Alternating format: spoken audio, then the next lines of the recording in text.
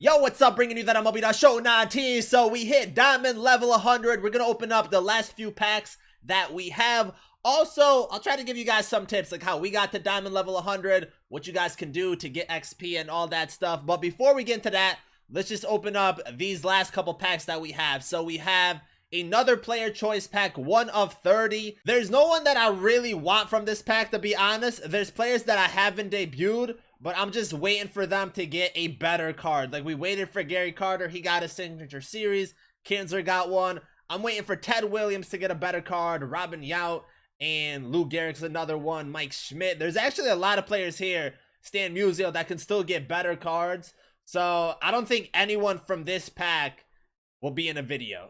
I don't think so. But like a player that hasn't gotten a better card yet, that I'm pretty sure Buster Posey will.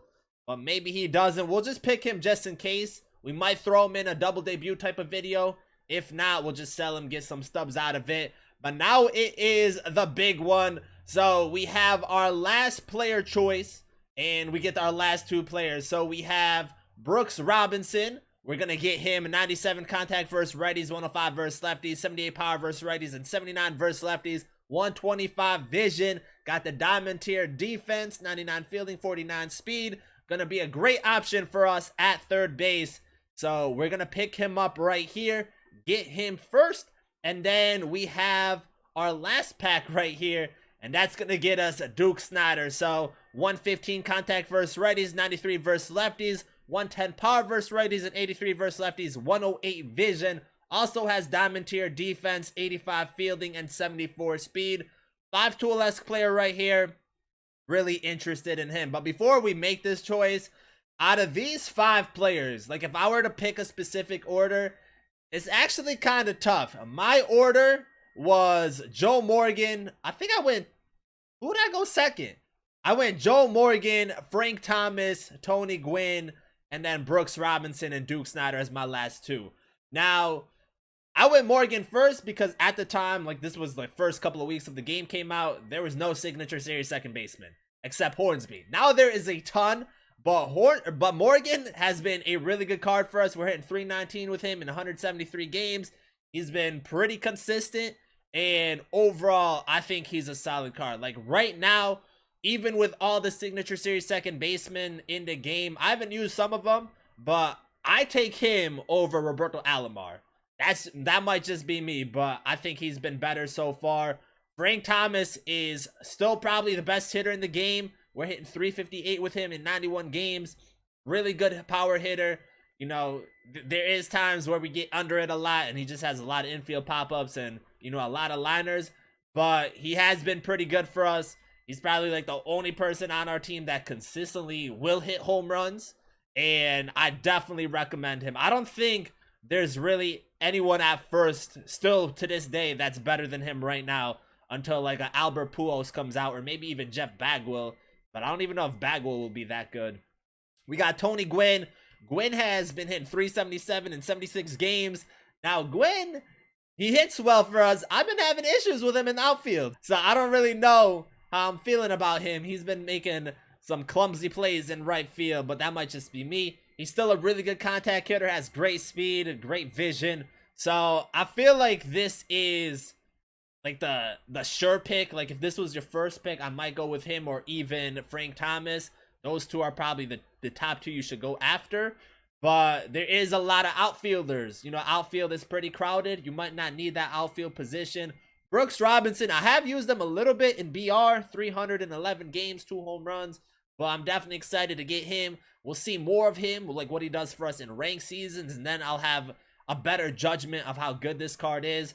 But just looking at his defense alone, that's going to save you some runs, and his hitting attributes overall, you know, they look pretty solid. And then we have Duke Snider. Also have used him in BR. I guess we're doing pretty well with him, hitting 524 in 14 games. So kind of the same with Brooks. We'll have a better understanding with him in ranked seasons when we're actually playing on Hall of Fame, and it's a little bit more difficult. But I think all these cards are pretty good. I actually think like these are the best options for each position.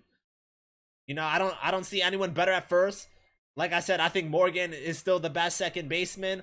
Gwynn is a really good outfielder. Same with Duke Snyder, like he looks really solid. You got like McCutcheon and Ichiro and Kenny Lofton, which Ichiro and Lofton are really good in my opinion. But like Ricky Henderson, I don't think he's better than these guys. Willie Mays might be, but no one really at third either. You know, you got Matt Williams, and I think he's like the biggest name at third. So, you know, it's all preference, but we'll take Duke Snyder right here, get our last signature series, and, you know, we hit diamond level 100. So just running through the XP reward path, I'm not going to go over the rewards because you guys can see them for yourselves, but there is a lot of stubs within this. So I think I should have done the math before I started this. I'm not going to do it now, but you can at least get like 200K. I think you still can out of this, which is pretty good. Like these choice packs, I mean, these ones are free, but you know, these are a couple K.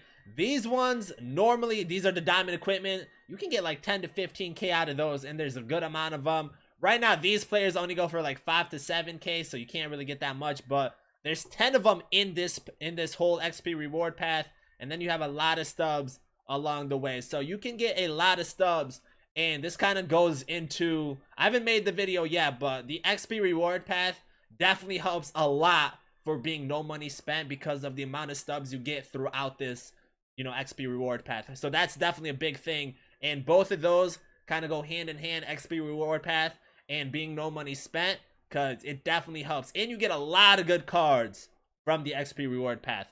But as far as gaining XP, we'll start off with collections, because collections are pretty big. Starter collections, I don't think these give you XP, do they? I can't really see, but I definitely recommend doing all these collections, whether it be for XP or stubs. The live series collections, they give you a good amount. I know for this one, it's like 17,000. Maybe it's 15. It's somewhere from like 12 to 17. But if you complete all the MLB collections, you get a good amount of XP. And it definitely helps. And if you're not someone that wants to complete collections, I think it's worth it because Willie Mays is a really good card. Just getting 30 from each team will get you a lot of XP. And then doing all the free agents will get you a good amount of XP also. So I would recommend those.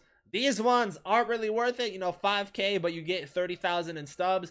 If you're doing vouchers though, like if you're trying to get a lot of stubs out of it, like trying to get these 3 players and then doing the next program as fast as possible to get the stubs, it's worth doing these. All these collections right here pretty much give you XP or stubs. You want to go ahead and do those right there because all the XP adds up.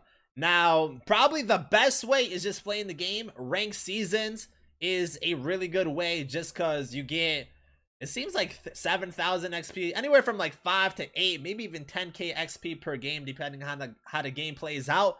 But also, as you're playing ranked seasons, you're leveling up, you know, trying to make that push to World Series or Championship Series, whatever level you can hit, and you get the extra bonus XPs per division, and those are pretty big also. So like if you can hit World Series, 30,000 XP is 3 levels, because after bronze level 100, once you get to the silver tier and up, each level is 10K or so, you know, it's around that mark, and these definitely add up also.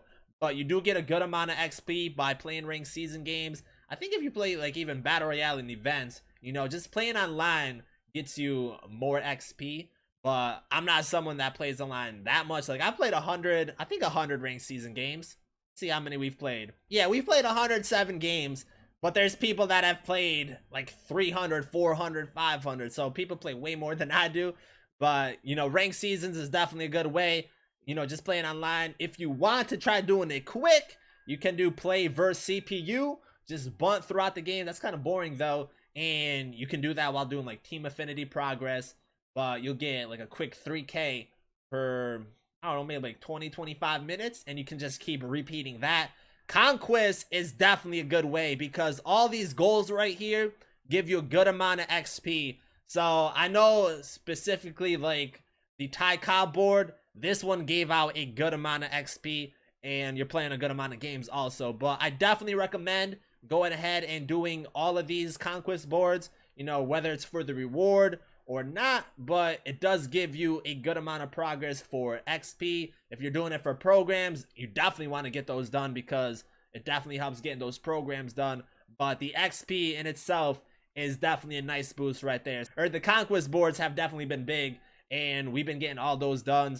And then pretty much the other thing is just the moments. Now moments, there is a lot of XP within moments. 24,000 right here. That gets you pretty much 2.5 levels, but all of these add up. That's why, you know, when the game came out, it was my goal to try getting all these done. So I've done pretty much all the moments. I haven't done moments in like the last like week or two, just because I hit diamond level 100. I completed all the collections, so I didn't really find it worth doing. But you know, you do get a good amount of XP from these, and there's bonus XP when you complete these, also packs and stuff like that, along with stubs. So you definitely want to do this. Like, my number one tip for the XP reward path is to do the moments. So that's probably where I got majority of my XP from, because we've done all of these pretty much from the 3rd inning and under. We've done all these. We've done all the wild card. I think we've done most of the Sony partners. I haven't done Wainwright yet, but the tops now, the monthly awards, the storylines, a lot of XP that's involved in all that.